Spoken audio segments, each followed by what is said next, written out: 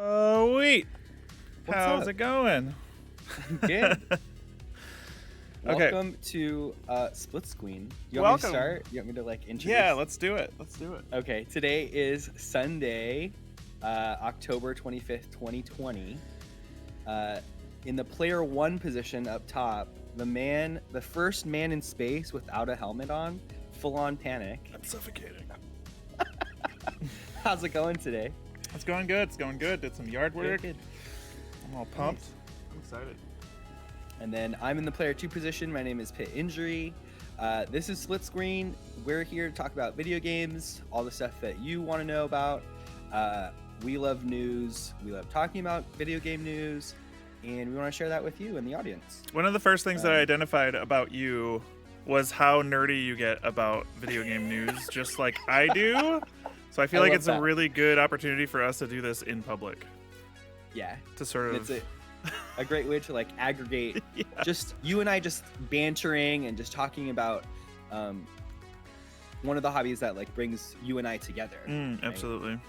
One of the other things that brings you and I together is the fact that we are both streaming on twitch.tv. Yes, absolutely. So Panic's handle is twitch.tv/FullOnPanic, and then my handle is twitch.tv/PittInjury. And we stream, oddly enough, we also stream every day of the week, but just on different schedules. So you can always catch one of us. For right now. You can always catch one of us. And I think that's been such an interesting facet of, my life, it's been an interesting facet of understanding how to entertain people by playing video games. Right. Absolutely. It's always been a communal experience for me, especially during quarantine right now. It seems like it's a good way to sort of still feel like you're part of a huge community, because I used to go to barcades and stuff all the time. I go to PAX every year.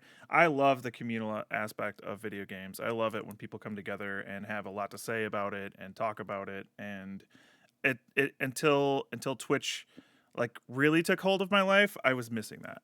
I was missing that. So I'm really, really excited to be a part of this community. Part of the reason we're called SplitsQueen, which I think is a wonderful pun. Part of the reason we're called SplitsQueen is because we're both LGBTQ variety streamers.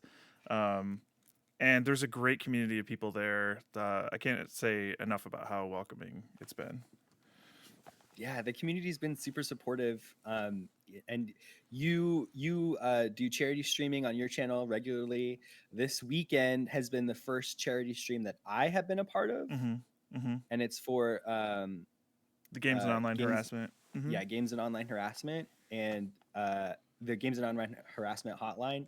And I just had such an amazing time with the community being super supportive of that. Yeah. Of that my charity. First stint into charity streaming, I was just blown away by the amount of support that people were giving for it. It's it's a different calling. It's I always feel weird getting subs or donations or bits to myself, because I've got a bit of imposter syndrome. I think everybody that does this kind of thing does. But I feel so good and about it when it's for a charity or when it's for a good cause, because I don't get any of that, and I know that I can't possibly feel bad about receiving it, because I know it's going to somebody that really needs it. For sure. So and it gives you another additional reason to be streaming and entertaining other people. Exactly. Because you're doing it for somebody else. Exactly. We fight this sort of thought that we are just on the internet playing video games for no good reason. Why would I pay for that anyway? And to have a legit reason to the layman, as you would, it feels good. It makes it a lot more legitimate. So speaking of playing games on the internet, what have you been playing? I have been playing a ton of the Ghost of Tsushima Legends multiplayer, and I was blown away with how fleshed out that is. Yeah. That game was incredible in the first place, and nobody really asked for this. It wasn't something that was even spoken about much before I don't even know if they mentioned it before the game came out, right? They had a couple of trailers for it, but I didn't see any gameplay. I just saw cinematic trailers. Yeah, I don't remember hearing anything about this before the game came out, which I was already excited for and which I already played a ton of. But after the game released, they decided that, oh, we're going to give you guys even more. And Sucker Punch is kind of known for doing this kind of thing, like going up the extra mile. Um, the the multiplayer is so fleshed out. It's like if Destiny's like light level system was married with like the amazing combat of Ghost of Tsushima. So like it's got this like gameplay loop where you're constantly bettering your character, of which there are 4 classes you can choose and swap between once you get to a certain level. Um, it's really fun. It's really fun with friends. Randoms seem like they're pretty good to play with. There's not really like a deep communication system in it, but you can ping, which is like something that's been, pretty prevalent this generation, like with Apex Legends and stuff. But yeah, So is it like mission based? Are you doing specific levels or? There are 2. Right now, there are 2 modes. On the 30th, the raids will drop, or the first raid will drop. But right now, there's like story missions where it's 2 players, and those are more like narrative based. I think each one is 3 different little missions inside of a story. And then there's the survival mode, which I've spent the most time in. Survival mode is kind of like a hybrid of like a Control in Destiny, where you've got 3 zones you have to protect from NPCs, or okay. so it's like PVE. Right. It's 4-player PVE, and it's really cool. It gets really really hard though. It gets really hard.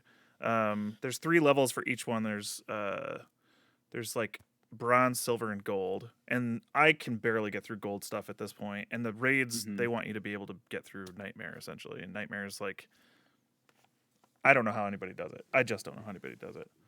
Is all of the gameplay PvE focused? Yes. Is there any? Okay. I don't know how they would make that system work in PvP, to be honest with you, because I guess they could. If you can make it work in Sekiro, in like the mods that they've seen for Sekiro, then you could do it for this. But I think it's fine to do it for PvE, because it'd be so gear based that anybody who spent more time in it is automatically going to win. Sure. So I don't know how they would. You'd have to do something like Destiny, where it's like gear locked or something. Yeah, exactly. Now but that's been a lot of fun. Does Ghost of Tsushima Legends take place after the story? Does it go alongside the story? It actually doesn't even involve the main character. It is okay. all like legends of Onis, which are like demons in Japanese lore. Sure. So whereas Ghost of Tsushima, the main game, doesn't have like any magic or anything in it, rarely there's like a couple missions that there's some stuff, spoilers, but it's pretty much it's based in like reality, or like their simulation of reality. This is all like magical. Like this is like there's big huge bleeding hearts in the sky and things like that. It's really cool. It let them really flex their muscles to get creative as hell, and it shows. I don't remember them talking about any sort of multiplayer for Ghost of Tsushima. Right, beforehand. I don't think so. I don't think they did. They just kind of said, here we go. We're going to put out another mode in a couple months. Yeah. Because they did so well, and it kicks ass. It's so much fun. That's so good. Yeah. I love that. Have you finished the main story already, or? No, but this actually brought me back to it. I have this habit with video games, and maybe because I play a ton of them, but I will get very far into them and then feel like I've seen kind of everything that they have to offer, and then move on to whatever the next one is, because I like big and shiny. Like I like new and shiny stuff. Yeah. Moving on to the next one. But so then is your go ahead. Well, yeah, this brought me back to the game, so now I'm playing the main game again. I'm probably going to finish it. Nice. That's good. Is your backlog of games really expansive then? Is that It's okay. I liken my backlog of games to, when you're growing up and your parents tell you to clean your room, and you just kind of take everything and shove it in the closet and never open that door because you will be bowled over. That's my backlog. Fall crashing. Oh my god. That is my backlog. Unless I have a really good reason to go digging for it again, I'm probably not going to go back. Yeah. Doesn't mean I didn't like it. It could even be the opposite. I could love the game, but I'm probably still not going to finish it. There are exceptions. They're like Final Fantasy games. I usually finish those because the storyline is still new the whole way through. Like you usually have more things to see. But in like the Assassin's Creeds and stuff, like I rarely ever finish those games. And now too, they're just so long, and there's just so much to do that like you were saying too, there's a new game coming out every so often that Right. we want to, you know, consume, especially with the way that you and I consume video games. I feel like both of us are more of a expansive type of consumer, as Right. opposed to playing only Call of Duty or only NBA 2K or Right. FIFA, right? And that is true to myself too. Like I enjoy playing a lot of different games, so my backlog is also very expansive. I was trying out on my stream last month to see if I could play like once a week, pull out my PS4 and just play through some backlog of games. But I tried to do it on Assassin's Creed Odyssey, and I spent most of my stream riding a horse trying to get the checkpoints, and that's it. And that was like not fun. Well, that's the thing. Like, a lot of people loved Assassin's Creed Odyssey, and not to go on a Yeah. tangent, but a lot of people loved that game. I Mhm. thought Horizon Zero Dawn, which was at a relatively similar release time, was better. Like, Yeah. Assassin's Creed was cool because you could climb anything, and I mean, it was a real like power fantasy. But it's Mhm. still it doesn't really feel like an Assassin's Creed anymore to me, because they've gone away from like this. You are like an ancient like assassin warrior who has to be hidden, and this is all the ways you can do that. To now like Right. basically like we're gonna take little bits of every other game that's done something remotely popular and shove it into a video game. So Right. I'm not super excited about Valhalla, even if everybody else is, because I just know that it's going to be kind of in that same vein. Yeah, I agree with that too. And that was kind of where I was going to go. Not to like, again, not to get too far into the weeds on it, but I wanted to know if you were interested in Assassin's Creed Valhalla or any of those next gen games. What are your Ooh. to get into? I guess our next topic is what are you most excited for this next generation coming out in like less than 3 weeks? Yeah. Well, we're in 2 weeks. 2 week Two territory. weeks, yeah, 2 week territory. It's I think. I'm blown away. First, I want to know if you've been playing any video games, because Oh I don't want to yes. skip over you. I I I don't want get to into skip the you. interview. I get into the I interview. know. I'm gonna be here next week Asking too. questions. Okay, so I've been playing. I've only been playing things for stream. Okay. Since it's been October, I've been centering around playing Halloween themed games, but not too spooky. So I finished Costume Quest, and then I finished a game called Pumpkin Jack that came out 2 days ago on Friday. Mm. And Pumpkin Jack is an action platformer with a little bit of combat, and I think it was, and it basically lasted like 9 hours or so. It was good. I liked the visuals. I liked the theme of it, and I think it's great for a Halloween stream. But it's not something that I would necessarily go back to. Um, I would recommend it for streaming, and I would recommend it if you like Halloween stuff. But other than that, I think So we're it's quickly a approaching the pass. window of when this would be relevant closing. Yes. Okay, gotcha. Yes. Absolutely. And it came out close to the end of the Halloween season. So even then, um, uh, it's getting there. But that's about it. I don't know why, but I just haven't been playing that many games outside of streaming or just on my own. It'd be like that sometimes. Yeah, and I mean I've played Phasmophobia with everybody. Mm-hmm. Hades had consumed most of my gaming time for a while. Another game Um, that I think is fantastic that I oh will yeah, never beat. I no, played it hardcore for like 2 days, 3 days. Thought it was amazing. Couldn't get enough of it, and I haven't touched it since. but I think it's because you're that you have seen a lot of the combat and gameplay around it, right? Yeah, I mean, But I've seen a lot of my friends stream it. I've seen the later levels and mhm. stuff, and it's like I don't really have any reason to go through this myself now. I've kind of experienced by proxy. I think too that's kind of the double-edged sword of streaming is that you're consuming games being played by other people. Right. So there is no reason in my mind there's no reason for me to play um Tell Me Why. Oh, yeah. No, I'm not gonna. I've already been spoiled on most of that. Yeah, So because I've seen it all, and to me too, I'm the kind of person that consumes like movies only once usually, because I find that I know the plot, like I understand the plot, and so I'm like, okay, I already know what's going to happen. And I feel like that's how I consume video games, is that if I already know what's going to happen in the game, mhm. I lose interest a lot quicker. Yeah, I find like so I'm playing through the Resident Evil series for Yeah. October, and I'm on Resident Evil 4 right now, which is one of the longest of them.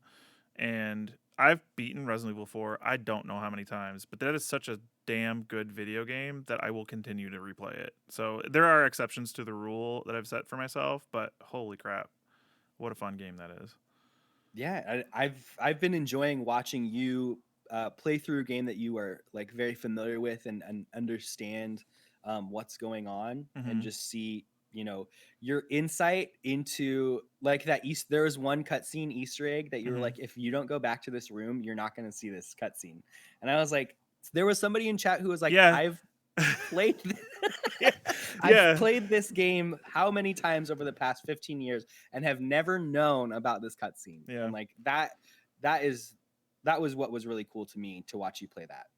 So I don't know how far we're gonna get on that tonight. I don't know if we're gonna finish it by the end of the month. Honestly, it's such a long game. Oh, really? Yeah, How far we're into it are probably you? like halfway in. Oh, geez. Yeah, And and you I'm on. only have a couple weeks left, Yeah, I think I'm if gonna that. continue playing them, but it's tough. It's tough to bring it back around to segue. It's tough because next gen is coming, and Yeah. as soon as to answer your earlier question about what am I Yeah. super excited about, as soon as Yeah, Demon absolutely. Souls comes out, that's gonna consume my life. Hmm. Demon Souls is 100% the one I'm most excited about, and also the most like, I hope they get it right because it's not FromSoft that's remaking it. It's It's Bluepoint. Blue Point. Bluepoint has done amazing stuff. They did like the Oh yeah. Shadow of Colossus remake. They did. Hmm. I'm blanking on the other really, really, really good one they've done, but they've been really, really, really faithful with the stuff that they've done. Right. And I am the most excited about that. Godfall looks kind of cool. I've actually looked at some gameplay stuff from that. It looks like a kind of like always online um, games as a servicey sort of hack Hmm. and slash game.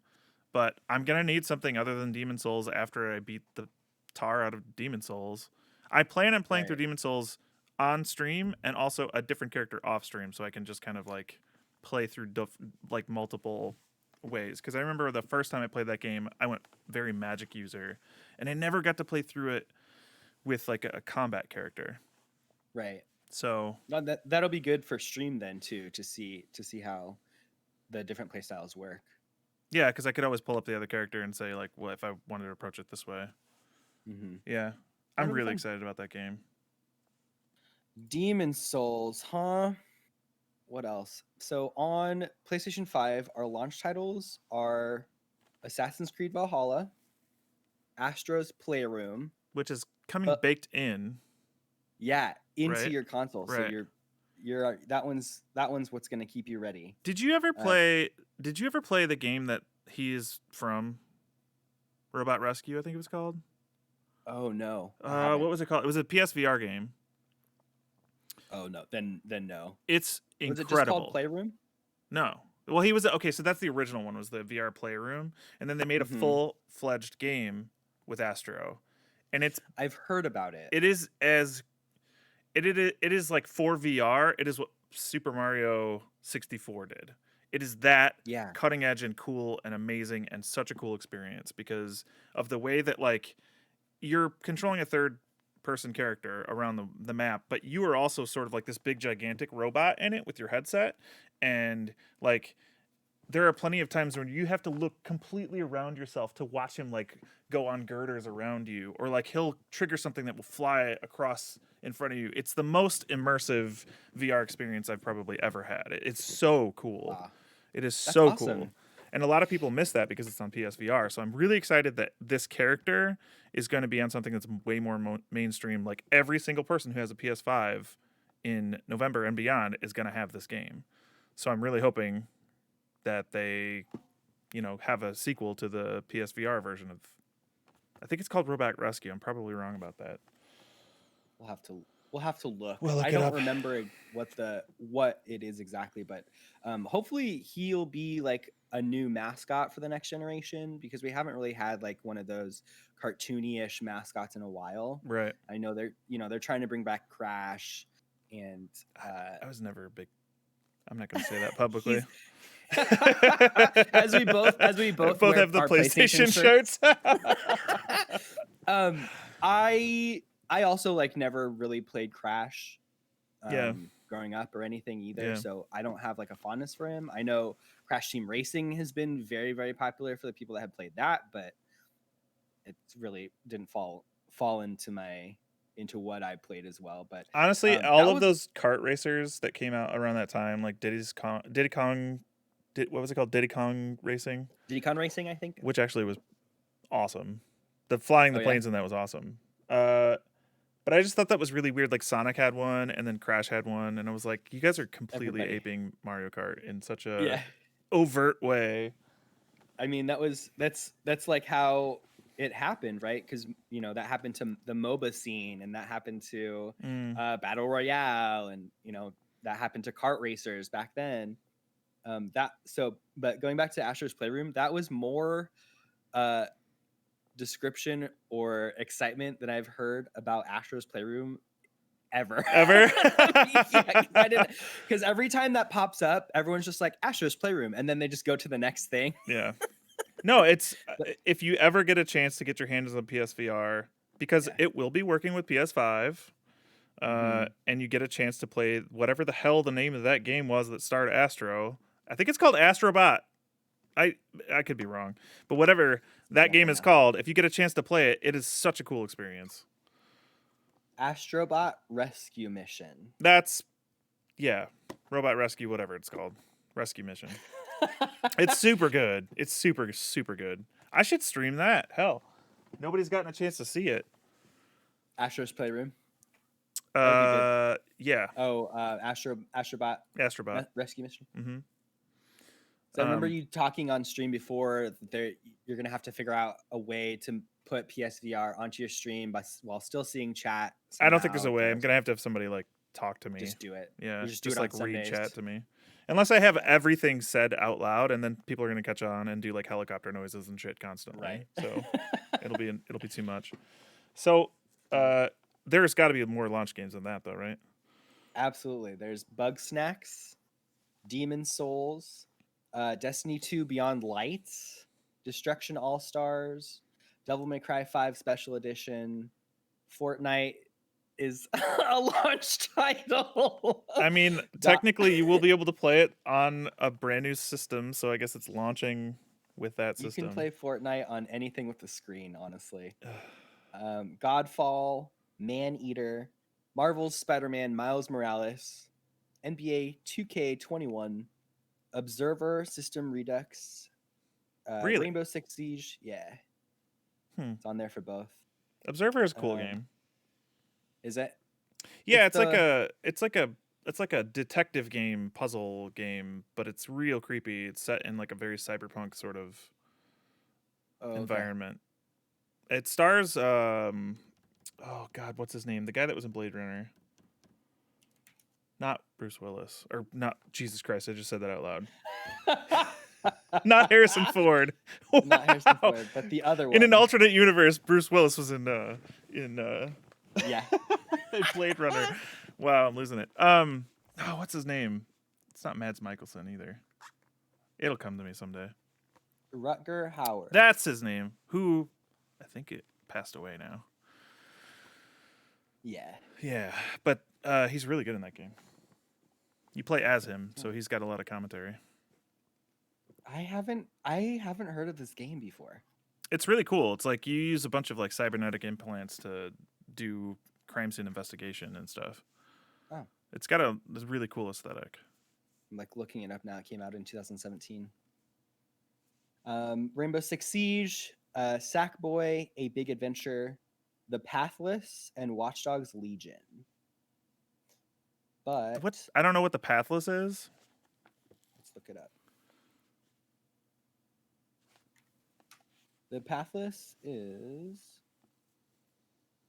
in Oh, it's the game with it's like a third person action adventure game where I believe it's like a female protagonist and an eagle, and it's from the creators of Abzu, Hmm. and uh, the main character runs. It's like a I hate to say it, but it's like Breath of the Wild ish Oh, okay. Yeah, yeah. style, where they're running through a forest, and the background will change to like a red color or something, and that indicates that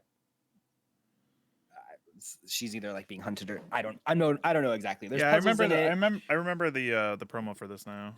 It looked hmm kind of interesting, yeah. I feel like the game won't be very long.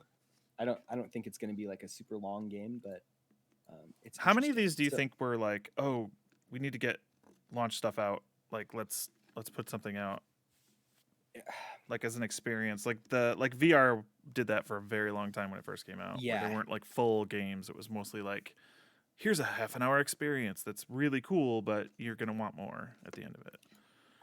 I don't really know. I'm not really sure. Like looking at this list of games, half of them are games that are going to, or 75% of them are games that are going to be on PS4 as well. Yeah.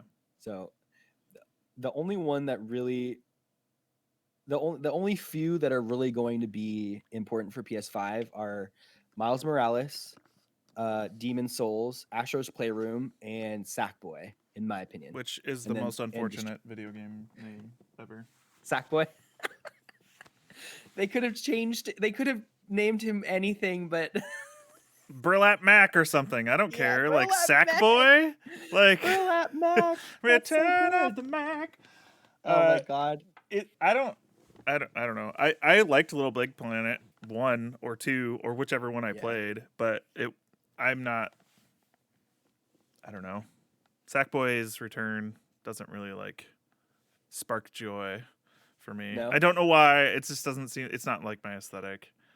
I'm I sure there's think people that are too, going to love it. and I hope so too, because it's one of the only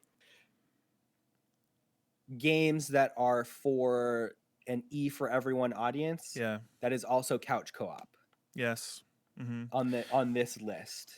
Do you know if the PlayStation Plus stuff, because they've got a whole library of PS4 games that are releasing with That's this right. as well, is that releasing Yeah. day one? Because those should be considered. Well, I don't know if they're launched PS5 games, but I think they're going to be optimized in some way. Yeah, they should. And you're talking about the PlayStation Plus collection, I believe. Yes. I think that's what it's called. I'm just interested to see if Bloodborne loads like that. If Oh, everything what a else blessing. loads, oh my god, how cool would that be? What a blessing. The Imagine main imagine the PS5 solid state drive loading Bloodborne after a death instantly. Yeah, I think one of the punishments for Bloodborne is the load. Like you don't want to die because you don't want to have to wait a full 60 seconds. Now go make a sandwich. Yeah. Did you finish Bloodborne? I did. Okay. I've beaten I all also of finished that Bloodborne. ilk. Okay. Yeah, FromSoft is my bread and butter. Yeah, that's definitely bread and butter. And I think that's good to know that you enjoy that type of gameplay. So Sackboy I think is definitely. I mean, I'll say this now. I would rather have Sackboy, A Big Adventure, than Knack 3. Fair, very fair. You know, because I never I don't touched think Knack 1 or 2, and the chances Yeah. of me ever like even looking in Knack 3's direction are very I know. slim. When I got my PlayStation 4 7 years ago, it came with a copy of Knack that I immediately sold on the used market and didn't open. No. Which, I mean, I just didn't have an interest in the game, but it's interesting too that they don't have any racing games on here. Yep. And Cyberpunk is coming out later. Yeah, I'm still gonna get that and play it on PS5 Uh-huh. because I do think it's gonna have optimization of some kind. At the very least, the loading times. Mm-hmm. I'm assuming that that's gonna be better for all these games, unless there's something that a PS5 game has to be able to take advantage of the architecture. I would think that there's going to be some benefit to having them also play on PS5. Yeah. Now, for me, so I know this, but we'll tell the audience too. You have a PlayStation 5 pre-ordered, Yep. ready to go. You're set up for the next Well, generation. so along with every single other person that ordered through Amazon, got an email shortly thereafter that said, "Hey, we can't guarantee this is going to be available right at launch day." I'm Ugh. assuming though that since I got into the very first wave of them releasing, that it will be shortly thereafter. If I have to wait like a week, I can do that. If it's going to be a long delay, this could be the hardest November of my life. Yeah, SOL. Do you only have it pre-ordered on Amazon? Because I thought you had it on Target as well. I had it on GameStop and I had it on Amazon. The problem with the GameStop one was that it was in a bundle and it was going to cost like $800 or $900, and it was a Right. bunch of stuff I didn't want.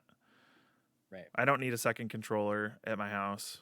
I don't need the game that was Destruction Derby or something. Destruction All Stars. That one. I just wasn't interested in all the stuff that was packed in, and it had like a year of PS Plus, which I think I just renewed. So You're like, I don't need yeah, this. I don't really. So, but for Amazon, so here's the thing: I was so excited though to get the digital version. I went digital because I haven't bought a physical game in at least 2 years. Right? I don't ever buy a Okay. physical game. So I went digital, and I was super excited. So I also pre-ordered through Amazon Demon Souls. That's a physical disc. I'm not going to be able to play it, so I have to buy that again. God. Oh my god. But I'm too scared. I was so excited when I finally got the pre-order to go through that I added Demon Souls to it. But I am a little like too worried to cancel part of the order and have it go like to the back of a queue or something. So I'm just gonna wait for it to come and then send that game back, or And find somebody that's that has easy enough to do. Yeah. Okay. So Do you think you'll be expanding your console storage as soon as you get it? 100%. Is that something that you're okay? But they haven't released. This is kind of aggravating. They haven't released which expansion cards will work. Mm-hmm. So Western Digital has had some that they say is going to work, but Sony hasn't corroborated any of that information. And it's kind of like, I want to be ready for this. I've got like 400 games bought digitally on PS4 that I should be able to now play on PS5. Yeah. I want to know that I can bring some of my library over. I have a 4 terabyte external Western Digital like disk drive that I've almost got full, along with a terabyte internal solid state that I put in my PS4. Oh wow.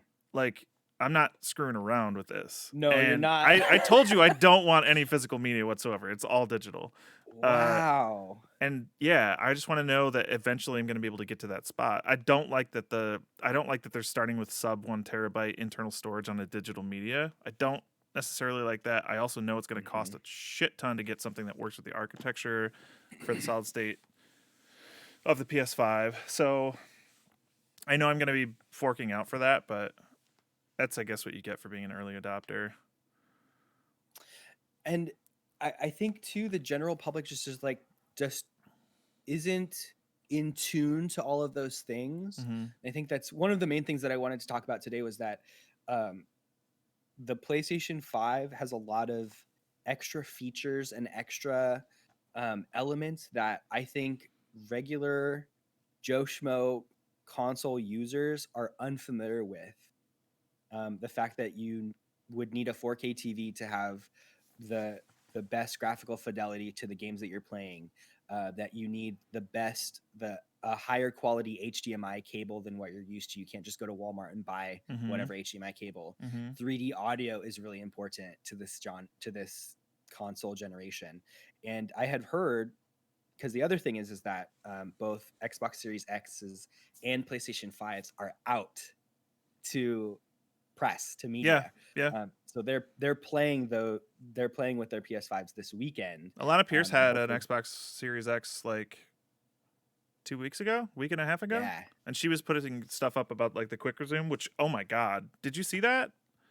I've seen elements of it. Yeah, So she completely unplugged her Xbox Series X for 24 hours and plugged it back in, and it still quick resumed any game that she had open. that is insane. That's so That is cool. insane. I don't think people Just understand like how cool that feature really is. And I think too, like for me, my focus was the graphical fidelity, etc. But you bring up a great point in that this generation is not necessarily about graphical upgrades. I think we've Or gotten to a point with graphics that we're only going to be making like minimal increases. It's going to be about number of artifacts on screen. It's going to be about load times. It's going to be about quality of life improvement. It's going to be about how parties are handled. It's going to be about audio quality. It's going to be about like ancillary stuff to the experience, like VR. It's going to be more about like the gaming experience and bringing the gaming community together. If you Sure. saw like the PlayStation UI stuff, which I'll bring up that video now. If you Sure. saw that stuff, like it's more about like how do we make the console get out of the way of the video game, right? Like the Right. game is always running. You've got this sort of let's do this. You've got this sort of like really slick UI that happens all in game. It'll give you tips for your game so you don't ever have to leave to go to the internet to go to like GameFAQs or something and look it up. You've got just a million different ways to interact with all of your friends there, like watch what they're playing while you're playing it, that sort of thing. Those are the features that it needs a lot of multitasking and more CPU and GPU and RAM to be able to handle. Like that's Yeah. So I don't think it's necessarily just going to be about the better graphics. Call of Duty is always going to look better than last year's Call of Duty, even if it's on the same console, as they get better at it. This is more about like, all right, we need better hardware to introduce new features. Yeah, I agree with that too. I think it's important that we acknowledge the advances, like you were saying, that we acknowledge the advances in not only graphical fidelity, but everything else that's going to help support people playing more video games and making that process easier.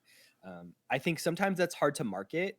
I think it's hard to say, other than quick resume, which people the general public can understand that it's hard to market other facets of what's going on. I think this UI shows a decent amount of what that means, but and then sometimes people just want to play their games and they don't care. You know, sometimes it doesn't matter if we have the highest resolution or if my game loads up fast. If I'm gonna have one disc in there the 90% of the time year round, and it's Call of Duty or it's Madden, it doesn't really matter, right? It doesn't matter about the rest of it. But the fact is, the system won't be successful if the people who pay a shit ton of attention to it are the people that buy it. The system's only going to be successful if people who don't normally play video games or don't play a lot of video games also buy it. Yeah, I think this generation too, it has been I feel it's been one of the more expansive generations, PlayStation 4 and Xbox One and Nintendo Switch for sure, where people have been purchasing a lot of consoles and playing a lot more games than in the past. And I think that's a win for everyone. No matter what kind of a gamer you are, I think that's super helpful. As we watch this video, go ahead. No, go ahead. As we watch this video, I watched this with my on stream in my channel, and they were talking about you being able to watch your friend play, and it would be a picture-in-picture situation. And I, without skipping a beat, I go, "Who wants to watch somebody play video games while they're playing video games?" And the chat was like, "We're all doing that right now." And I was like, "Oh yeah, you're right." So this is one of the things right here that I was talking about. Like this, getting hints for things in game. I've heard a lot of poo-pooing from game journalists about like, well, this is going to be kind of hard for like a studio to want to do this. They put so much work into like hiding these Mhm. secrets. Why would they want to put hints all over the place for it? I don't know.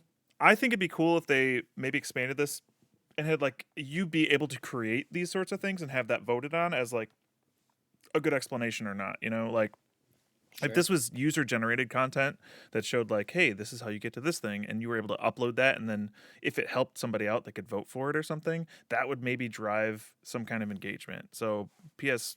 Sony, if you're watching, like, hit me up. Just I, saying. I think that's a great idea as well. I also had a similar concern to that effect of that's going to put more effort and work into developing a game. Yeah. Um, but if they just publish the game and it goes gold and the game is out, they can then work on that aspect afterwards. Right. In my opinion, I mean, the Prima game guides are gone, right? That company is gone now. Like they don't publish those things anymore. So I don't know how many books they were selling in the past, but to make it all digital, to make it be to make it be in the UI itself, and like you said, you don't have to necessarily go to YouTube and look up those game guides. Right. I personally think time will tell in if developers use it Right. in terms of what, because it It's going to be does different by developer. I think it's going to be like the touch Mhm. bar or something on the PlayStation controller. Like Mhm. some companies embraced it and used the hell out of it. Some of them just ignored that it ever existed. It's become like the de facto map button. Like you Yeah. click this to get to map or whatever. But that's, Where I mean, when that's was the the same last with, time you ever swiped on that right, on the exactly. It's kind of, to me, it's like, the rest of the features on the controller, like the haptic feedback and like the triggers that are resistant and stuff like that, like it's up to each development studio how much they want to use that, and probably fine tuning that sort of new technology is new to some of them. And is it going to feel good for all of them? Is it, I mean, are there guidelines that they put out? I'm not a developer, I don't know that sort of thing, but I can imagine that there are going to be some games that are not going to use it. And are we going to get to a point, and this is just like me spitballing, but are we going to get to a point where it's going to feel weird if they don't use that? Like from shooting a gun in a video game and they're not using the resistant triggers to like feel like the click of a trigger, is it going to feel bad after that? Are we heading Sure. into a Rumble situation? Like N64 Rumble came out and it was like, why would you need that? Why would you do The that? Rumble And now Pack. every Yeah. controller has Rumble in it. Yep. I think a lot of these features too are very similar to how developers went about going to developing like Wii games Yeah. or Wii U games or, Switch games, because that they have so many facets that are unique to those consoles. Mm-hmm. So I think it's a similar vein. I think just the trophy video stuff. I think first party titles will probably all have it. Mm-hmm. I think it'll be something that every first party title will have. I think it's something that third party AAA developers will have. So I think it's something that like Ubisoft will do, Yeah. or EA. I think they'll end up using it. So I think maybe the major publishers are the ones that really matter, I just wonder how hard it is to implement on PS5 games. making those videos. Or what about cross-platform games? Because I don't know that the Xbox controller. Admittedly, I've paid less attention to the release of Xbox stuff than I have PlayStation, because I feel like Xbox has spread its platform so thin. In terms of like every first-party game that you can get on Xbox, you can also play on PC. And being somebody who is very heavily invested in this hobby, I have a Yeah. PC, so I don't really have a good reason to buy an Xbox Series X. Not saying that the regular consumer won't, but I don't know that they have that planned for their controllers. So in terms of a third party game that could be on multiple, is it Trying to think. something that you're going to want to play it on PS5 because it's going to have that sort of built in? like those extra features. Right. And I'm unfamiliar too with everything that's going on in Xbox. This unofficially, Split Screen is like a PlayStation leaning Yeah, podcast, we're a little and yeah. not that I am, never going to talk about Xbox or Series X, because I own the Game Pass Hmm. service. I have I it on play a PC. lot of Yeah. I play a lot of Game Pass games on my platform. I have a lot of that. And so, like you said, it's a very weird and interesting way that they're going to market Xbox Series X as a platform that is necessary when there's a service that you don't need that at Right. all. Hmm. To play the next Elder Scrolls game, I don't need a console.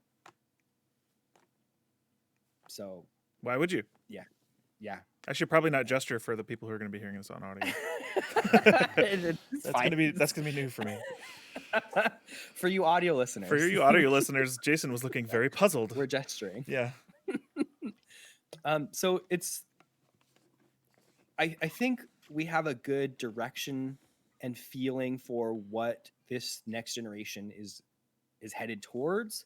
There will be some surprises along the way, but I think, like you were saying, this one isn't necessarily going to be a huge jump for graphics like it has been for the past 2 At or least 3. not initially. Yeah. At least not initially. I do think that by the end of this console generation, you will be able to look back at videos of games at the end of the PS4 and Xbox 360. No, sorry, Xbox One. What are they on now? Xbox One.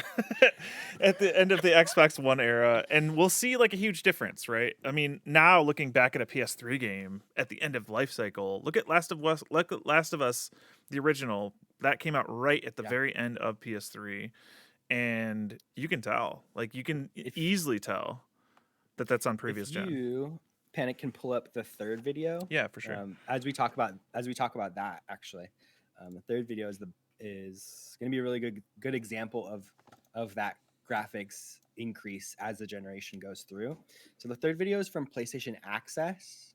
We're going to see some this video pop up right now. So in the PlayStation Access video, they took 1 second of every important PlayStation game for the generation in order. So that's amazing. I did love Killzone. Oh, there's your knack. I remember that. Warzone. I can't keep up. No, you can't. It's all 1 second, but it just shows off some of the major. Okay, actually, I'm gonna go back to that so that we can. Yeah, go ahead. Okay, so that looks incredible, right? You can tell that's PS3 though, and that's a cutscene. Mm-hmm. If you look at Last of Us 2 right next to that, the difference is staggering. I have a feeling it'll be at the end of it, but so it's 1 second of video games that were basically prominent on PlayStation 4 for the generation. It's not to say that all of these are PlayStation 4 exclusives, because we saw Destiny in here. Mm-hmm. There's a couple of other games, the Mortal Kombat. But it kind of just gives that. I just love this video because it just gives that nostalgic feeling, right? Metal Gear Solid 5. Also, okay, so I'm a huge Metal Gear fan. Where'd it go? Come on now. Right there. This game, incredible. Yeah. Definitely looks like a PS. Like, I can tell the difference, I think, in generation now between, like, this was halfway through the generation. Yeah. Right? We've been in this for, what, 5-7 years? When did PS... 2013? Yeah. Which is actually a really long time for a console generation. Mm-hmm. But you can tell the difference between games now and Metal Gear Solid 5. That's how fast this stuff gets better. Do you have a PlayStation Pro? Yes. Mm-hmm. Okay. Yep. Okay. We have Fallout. There's The Witness. A couple of other Firewatch. other games. Gone Home. Street Fighter. Hitman. UFC. Don't know what that is. Dirt Rally. So there's a lot of stuff that helps define this as a generation of gaming. Absolutely. And I don't want to run too long for our podcast, but what are the games that you think would be defining this generation for you? Ooh, the next generation? This current generation. What do you think as we say goodbye to Oh, PlayStation 4? man. Okay. I think I think what's going to define this time in video games, because PlayStation and Xbox have sort of been in this weird lockstep, and I don't know why that benefits the companies the way it does. I think it would make sense if they were Yep. like to offset, maybe. Yeah. Uh, I think the advent of Battle Royale and the sort of like everything is open world now, Mm-hmm. and RPG, like everything's RPG. Like I feel like Mm-hmm. games have sort of, for the most part, become very, I think the word I'm looking for is homogenous. Like they've become this like this entity, and I might not be using the right word there, but they've become this sort of like entity where like if you want to have a really really good AAA game, it's going to have all these elements in it. Right. Um there's Astrobot right there. Yeah. The Oh There you go. god. That little dude. I got to get ready to pause. Okay, There. so that's Astrobot, and I'm super excited about this game. And if you aren't, then you haven't played the VR game. That is incredible. Yeah. But I do think And I love that. I think that the advent of Battle Royale and massive multiplayer stuff becoming more mainstream is going to be the hallmarks for me of this generation. Yeah. Because games like Destiny, they're MMOs, but they're not like the same sort of thing as like WoW or Final Fantasy 14. It's still an Right. MMO. It's still a huge, massive online multiplayer experience. You're in this world with a whole bunch of other people, and whether or not you're in Yeah. little instances or not, that's beside the point. It's still the same sort of idea. Um, yeah, that's to me what really defines it is MMO becoming more of a broader term, and battle royale and sort of like open world becoming the norm. What I about think you? so too. I think I I think in particular for me, it has been PlayStation's story-driven gameplay Mm-hmm. that I've enjoyed the most. Things like God of War, things like The Last of Us Part Two. Um, those are the games that really stick with me in particular. But I agree 100% on the the advent of battle royale as as an emerging genre, the Mm-hmm. same way that MOBAs were, you know, in years past as well. I'm intrigued and interested in what the next generation's major genre release is going to be, Yeah. because I thought that MOBAs were the be all end all. I thought that League of Legends and Dota 2 were going to be dominating the scene for a long time, but we still have games like Overwatch that came out, Yeah. right? We still have a lot of games that people want to play, Fortnite and Apex Legends and player known battlegrounds. Like those are the defining, and I agree, those are the defining um, games for a large majority of gamers. They helped introduce new gamers to the scene, to playing on consoles. I honestly um, think that Fortnite deserves a ton of recognition for bringing the sort of social aspect of video games back into the limelight. yeah. With streaming, like I don't think streaming would be nearly as big without Fortnite, and I don't think Fortnite would be nearly as big without streaming. There was that quote by the guy who worked at Stadia, who's actually turns out he's just a creative director at a studio that Stadia owns, where he was Ooh, basically saying that that streamers should pay studios to use their product to make money. Basically, if you're streaming and you're playing a video game, you should be paying royalties to that studio, which you kind of right. already do because you bought the game. It was massively panned what he said, but one of the things about that was sort of like he didn't understand that people buy video games because they see people and personalities playing those video games and having a good time, and they want to be part of that Hmm. conversation. And it's not like the only way that people learn about these games or start playing them, but it is a way, and it is a pretty big way. Otherwise, sponsorships and shit wouldn't happen. Um, and yeah, I think that's maybe another part of this console generation that I think is defined is the social aspect of it. That streaming and that those conversations on YouTube and wherever um, are much more popular because of the ability to sort of join in. And I think next generation is only going to continue. I think if we wanted to look toward the future, like what sort of things are going to define the next generation, I think it's going to have to be more of that like cohesive sort of thing. Like right now, we're we're in a pandemic where we can't really go out and see other people and meet other people, but I feel like I've got more social stuff going on now than I ever did before that, and it's because of this Yeah. platform, and it's because of Twitch, and it's because of playing video games with people. And I think that we were talking about this earlier with the PlayStation UI stuff. I think that's only going to be enhanced through these sorts of experiences. Yeah, I agree 100%. I mean, this podcast and you and I connecting and meeting would never have happened if it weren't for a streaming platform. Yep. The communities that you and I have built together would have never happened without a streaming platform. Yep.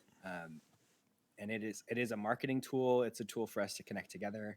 And I am so excited to see what both of us come up with next, Yeah. and what this podcast can come up with in the future.